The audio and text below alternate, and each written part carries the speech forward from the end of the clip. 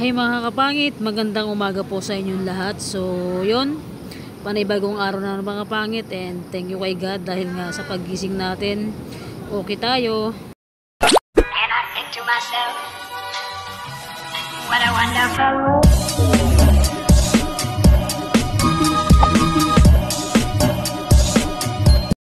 Bagong araw mga kapangit, bagong buhay, bagong umaga. So, yun, siyempre, thank you kay God sa umaga na to dahil nga okay tayo, gumising tayo ng walang nararamdaman and masigla yung ating katawan mga kapangit. And good morning, good morning, good morning po sa lahat ng kapangit natin, sa lahat ng viewers natin mga kapangit. So yun, ano muna tayo, mag-open tayo ng mga kapangit, open tayo ng bintana sa araw-araw na sa araw-araw na ginagawa natin mga kapangit. Magligpit ng higaan, magayos, magtupi, kung ano pwedeng gawin natin sa loob ng bahay mga kapangit ko. And mga kapangit, grabe yung bagyo na nadanasan ng Bicol, sobrang nakakatakot talaga, and thank you talaga pa rin kay God na hindi kami nakakaranas ng ng bagyo dito sa Palawan ng ganun. And thank you so much kay God. And so yun, bumalik pa ako ulit sa higaan niya mga kapangit, parang gusto ko pang matulog ulit. And alas 8 na yan mga kapangit, talagang sarap, napasarap pala yung tulog natin dahil nga kagabi late na rin tayo natulog mga kapangit. Gabi natulog yata ako, gabi is alas 2 na yata ako nakatulog mga kapangit. Start nung kasi namatay yung auntie ko mga kapangit, hindi ako makatulog ng maganda. And gabi-gabi nakailaw na yung ilaw ko sa kwarto. Parang nakaramdam ako ng takot. Siyempre mag-isa lang ako sa kwarto na natutulog, or mag-isa lang ako sa bahay mga kapangit. Pero and siyempre thank you kay God na na ginagabayan ako gabi-gabi sa pagtulog ko, sa pagising ko. And thank you so much sa lahat-lahat ng tawag niyan, nagmamahal sa atin mga kapangit. So yun, tapos na tayo magligpit ng ating higaan. So let's go, lalabas tayo, and siyempre magmumumog tayo mga kapangit. Siyempre pagkagising, yun talaga yung ginagawa natin mga kapangit, pagkagising sa umaga, magmumumog tayo ng, siyempre alam nyo na ano yung dapat mumugan. Alangan naman sa baba, alright. Kapangit, pwede naman mga kapangit. So yun, mumug muna tayo, pampatanggal ng mala sa bunganga. Alright. And so yun mga, siyempre pagkatapos niyan mga kapangit, so yun, nag-open tayo ng bintana nating high-tech, anak ng teteng. Ganun talaga mga kapangit, wala pa tayong budget para dito sa pintuan natin mga kapangit. Sana next month talaga mga kapangit, sana ay mabudgetan natin itong pintuan natin mga kapangit ko. So dahil kailangan natin na rin talaga lagyan ng pintuan to mga kapangit, kasi mga kapangit mas inuuna ko kasi yung kailangan natin bayaran. 8 na ako nagising, 8:45 na ako nagising mga kapangit, kasi kagabi dito sila James sa kasi si Edgar. So yun, gabi na rin sila umuwi kagabi, kaya oras na rin ako nakatulog kagabi. Gabi na rin ako nakatulog kagabi mga kapangit, kasi nga tawag nito, pasya sila ni Edgar sa akin. So sa bahay, kaya ayun, medyo nagabihan din sila umuwi. So bili muna tayo ng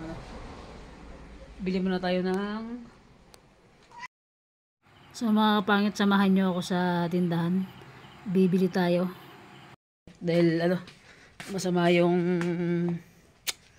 panahon. Sombrero tayo. Umulan ba? Tingnan ko nga, umulan pa. Ay, wala na.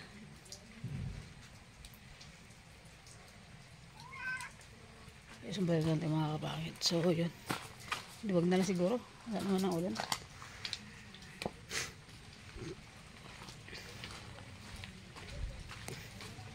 Bili tayo ng yan, hindi pa tinakabis mga, nakapantulog pa ako kasi mga paggabi mahilig talaga ako mag sweatshirt or mag jacket, kasi nga minsan daming lamok kasi sa kwarto, kaya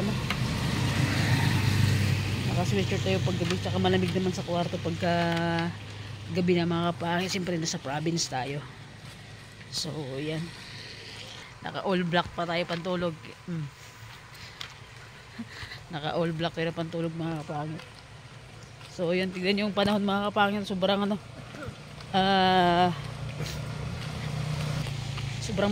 Sobrang makulimlim talaga. May kape pa naman ako sa bahay mga kapangit. Tsaka coffee mate. Tapos yung mga 3-in-1. Bumili ako ng ganun kasi pag minsan nagbibisita dyan sila James sa akin. Tsaka si Edgar. Para hindi na ako bibili sa labas tatakbo. Bibili ganun. Meron na ako pang kape. Tapos sabi pa ni Edgar ni James kagabi mga kapangit. Sabi pa ni James kagabi mga kapangit. Ano daw galing daw sa patayan yun. Gago talaga yun. Buang taga si Queen Bee. Hindi kasi makit pagka nagsasahod kasi ako sa ano. Nagsasahod ako sa vlog. Talaga nag-grocery na ako ng pang 1 month. Grabe sa bugang mukha. Nagigising lang. Cell site ng ano mga kapangit. Cell site ng dito sim. So yun. Ano muna tayo? Bili natin ng gatas.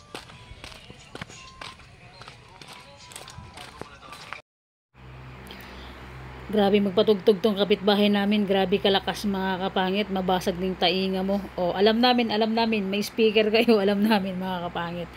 So yun, tao po. Pabili ng gatas. Tao po ulit. So yun, ay sorry lang, may tao pala. So yun mga kapangit, bili muna tayo ng gatas. So yun, tapos natin bumili mga kapangit. May mga tinapay pa sa bahay. Grabe, sama ng panahon mga kapangit. Ipapakita ko sa inyo. Yung sama ng panahon dito talaga sa Palawan. Babagsak na naman yung ulan. Kaya yun. Hindi tayo siguro makapag-upload ng vlog ngayon. Talagang sa bahay lang tayo dahil nga ano, masama yung panahon mga kapangit. So yun. Hindi ko lang alam mga kapangit kung makapag-upload tayo ngayon ng ano ng vlog natin kasi hindi ko alam kung maayos ko ngayon channel ko mga kapangit. Taga-problema kasi yung channel ko. Kaya natin ayusin bago tayo makapag-upload mga kapangit. So yan. May bahay. Lapit lang. Kape muna tayo. Walang tubig ang gripo ngayon kasi nga ang lakas ng ulan sa ano sa bundok. Dito kasi mga kapangit pagka lumakas yung ulan, halos walang tubig. Lalo na pag sa ano sa bundok nang galing yung ano yung ulan. So yan. Ngit yung tubig sa kabilang bahay.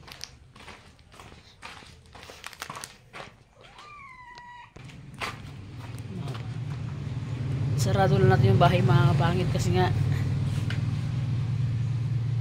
alam nyo naman dito sa kapit sa paligid natin medyo maraming ano maraming magkukoko. Alright, alam nyo ba ibig sabihin magkukoko mga kapangit? Ano yun? Para salitang Ilocano. And syempre ayan, punta sa kabilang bahay mag ano tayo ng tubig. So yun mga kapangit, ganito lang yung ano mga kapangit, ganito lang yung daily routine ko dito sa ano sa Palawan, dito sa bahay. Pagka after ko mag vlog, mag edit ng vlog, mag upload, yun lang mga sa bahay na halos mag-stay lang buong isang araw sa bahay. Pagka may lakad kami nila James, na Edgar, yun lang, tamang ganun lang lagi yung routine ko talaga dito. Hindi yung ako yung tipo na pagka may pre, libod ng libod, tantaw ng tantaw, pasyal ng pasyal. Hindi ganun mga kapangit. Umalis lang tayo kapag may mga ano, importanteng lakad. Siyempre kailangan natin mag-ingat niyan dahil nga anak ko hirap pagkasakit. Hirap tabig. Ang aga makaligo doon wala yung pasok? Naku, sigurado baka walang tubig pa mga kapangit kasi kagabi nag-edit ako din dito kila Brian kasi nga nagkape sila James kagabi. Ay, may tubig na. May tubig na pala. Bagong init ito dong? Bagong init? Mga kapangit. Tulog pa yung pamangkin ko. Tingnan na tayo yung tubig. Baka gamit ito dong? Kainit mo lang to? Mag-stock na kayo agad ng tubig kasi may tubig na. Kargahan nyo yung mga balde, yung mga drum. Kasi mamaya, pagka nawala na naman yung tubig, dito kasi mga kapangit, pagka nawala yung tubig, ang layo ng iniigiban namin. Ang layo ng iniigiban ko. Punta ako doon sa kabilang bahay kila ate ko mag-igib kasi nga, bumba. Kalimutan ko magdala ng biskwit. So yun, magkape muna tayo dito. Yan, umulan na naman. Patila-tila yung mga kapangit yung ulan. Mikos-mikos natin mga kapangit para mas lalong magsarap yung ating coffee, alright? Yan, diba? The best. Sarap talaga magkape mga kapangit pag tag-ulan talaga. So mamaya mga kapangit, try natin kung makapag-content tayo sa dagat. Kasi di ko alam kung taob ngayon o kung kati or taob ngayon mga kapangit ngayong umaga. Kasi pag taob ay pagkati. And so yun ang mga kapangit, sa kasamaang palad, hindi tayo nakapag-content sa dagat ngayon dahil napakalakas ng ulan. Tinatabad na ako bumili pandesal sa labas kasi nga umuulan. Kaya yun, tamad ako bumili ng pandesal sa labas. Kalimutan ko yung biscuit sa bahay. Kapit muna tayo. At mga kapangit, ito kasing gatas mga kapangit, siya? Dinadagdagan ko ng black coffee para mas masarap.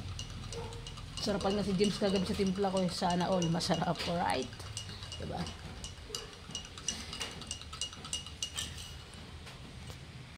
So yun mga kapangit, dito na kawin, lakas ng ulan. Ano yung bahay ko? Kabila lang mga kapangit. Kabila lang yung bahay ko.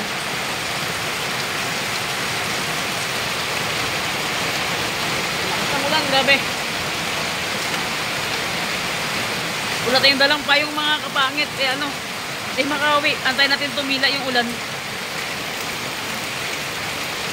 Lakas.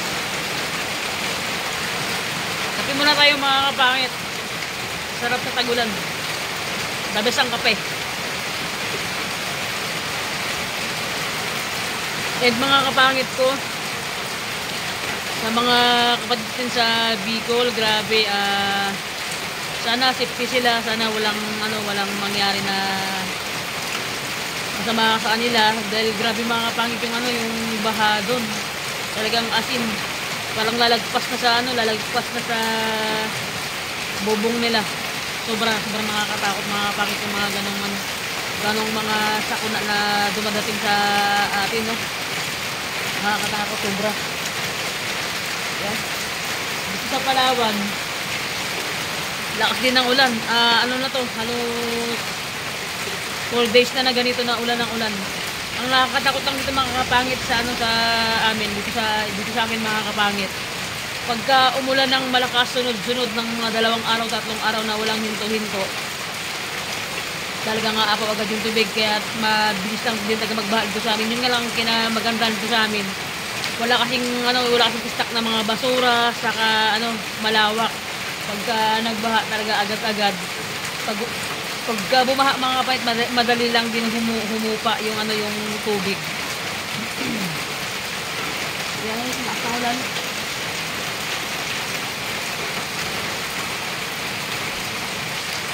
Doon sa Isabela mga kapatid, sa kapatid ko, signal din sila doon signal number 3 din sila doon, kila ate ko, kila Kuya Pads, kila ate Big.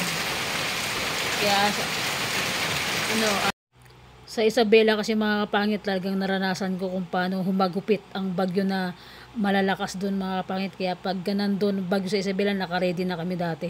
Yung bagyo na dumadaan sa Isabela mga kapangit, siguro mga kapangit, lahat ng bagyo na malalakas na dumaan sa Isabela, ranas ko na. Bagyo na malalakas, lindol mga kapangit, sa tagal ko doon sa kanila, halos lahat ng mga sakuna na dumating doon karamay ako nila ate ko. So yan sa Palawan. Kaya thank you talaga kay God na hindi kami nakakaranas ng ganun kalakas na hangin dito sa Palawan mga kapangit. Yun ang pinaka thank you kay God na hindi namin naranasan sa Palawan. Ang lakas ng ulan, no?